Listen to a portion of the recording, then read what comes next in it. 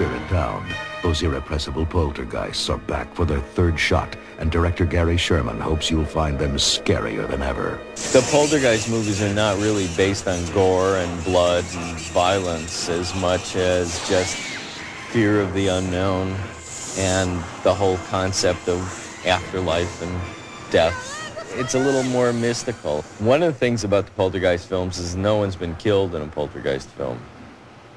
Until now. And the poltergeists are no longer confined to a single family dwelling either. This time, they get to create havoc in one of the tallest skyscrapers in the world, a composite of several of Chicago's most spectacular high-rises. By upping the ante and putting it in a 21st century monolith kind of steel and glass structure in this city environment, really urbanize it, we've really created a kind of a super technological haunted house, a 21st century haunted house, and you've placed everybody in jeopardy by doing this, everybody in the building. Coupled with Poltergeist 3's new environment is a new approach to special effects.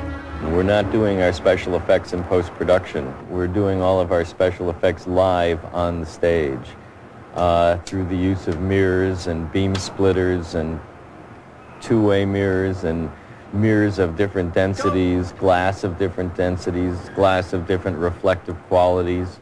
This groundbreaking special effects approach is a departure from Poltergeist 2, which relied heavily on blue screen shots and optical composites to create its own otherworldly atmosphere. The actors in this picture are not interacting with blue screen. They are actually seeing what the audience sees. For Tom Skerritt and Nancy Allen, Carol Ann's uncle and aunt in Poltergeist 3, the lack of optical process shots meant a new level of physical challenge and involvement. In one scene, they rode a window washing rig over the edge of one of the tallest buildings in the world. It's numbing to go out in that thing, sticking out there like a pepperoni over, Chicago. And then when the camera started rolling, I looked over the edge of that thing. It scared me to death. So I used it. Working on Poltergeist 3 is definitely the biggest challenge I've ever had in my career. I've been 19 years doing this. Special effects foreman Cal Accord had the task of actualizing the movie's complex and innovative illusions. In his Chicago workshop, a wall away from the sound stages, Accord and his crew had to create everything from animal carcasses that would come alive in a meat locker to breathing doors. One of his biggest challenges was a half-inch deep puddle with a particularly troublesome bottom. Carol Ann is in a garage. She's trying to escape the poltergeist. And she backs into a puddle. And these hands come out of the puddle and are grabbing onto her. And the other kids come over to save her. And they get yanked into the puddle also. And then they all disappear inside the puddle. First of all, the garage isn't a garage, it's a set. And the puddle isn't a puddle. It's a hole in the floor that opens into a water tank. I got a 10-foot diameter tank built with the 3x3 windows in it. And there's a pneumatic cylinder down there with a little platform on it. So she could stand on it and drop down out of shot on cue.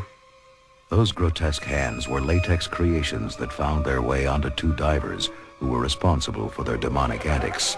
Director Sherman communicated with the divers via an underwater radio hookup. And let go. Well, fog oil is a term that's used for the stuff we put in there. A lot of people, they call it voodoo juice, fog juice. The fog oil gave a particularly eerie quality to the intense lights that shined up through the puddle. The rest was timing, and take after take after take. Poltergeist 3, we're back, becoming a chilling reality for the summer of 1988. They're between dimensions, behind reflections, behind mirrors stealing images. Carol Ann. Carol Ann.